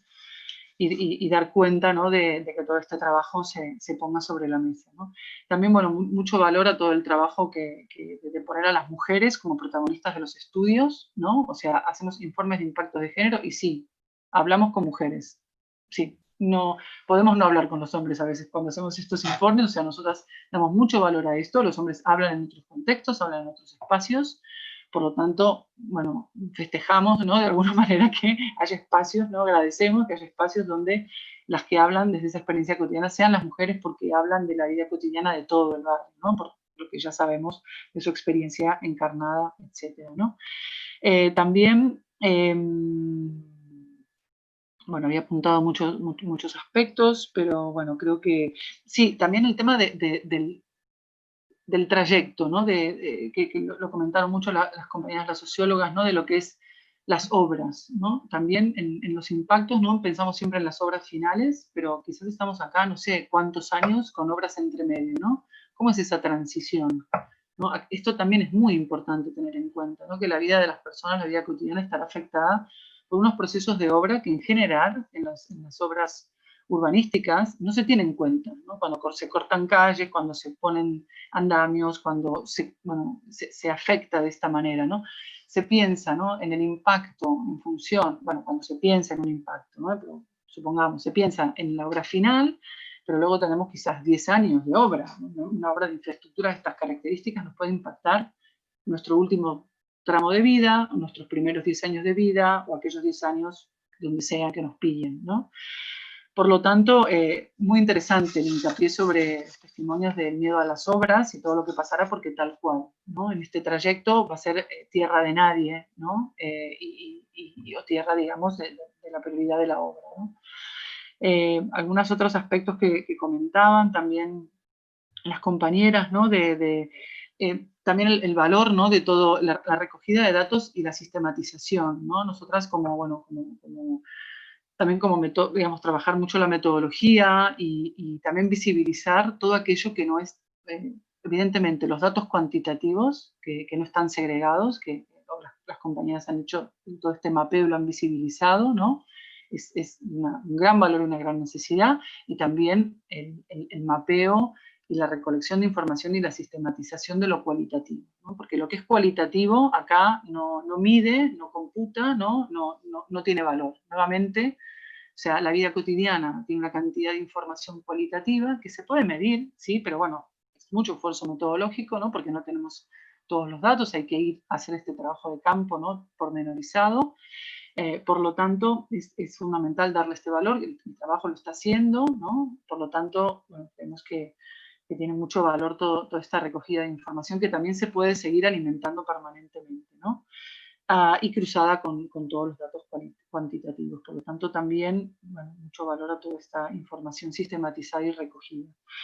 Bueno, en síntesis, no sé, para nosotras es un gran honor, un gran orgullo y una gran satisfacción haber podido en una semana compartir el trabajo, ver que, bueno, que seguramente no hemos inventado nosotras este trabajo, hemos colaborado, evidentemente, vos ya trabajabas muchos elementos de esto, nosotras hemos contribuido seguramente en algunos aspectos, y bueno, muchas gracias por esta oportunidad, por invitarnos y seguir con ello.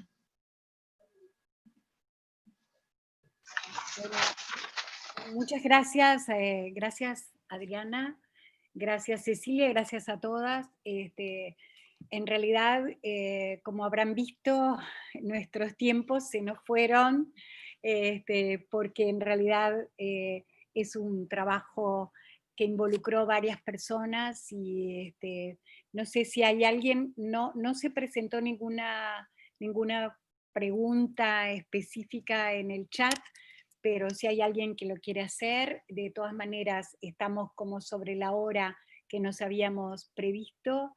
Entonces me queda agradecer, a no ser que haya alguien que explícitamente quiera hacer una pregunta, es ahora o calle para siempre.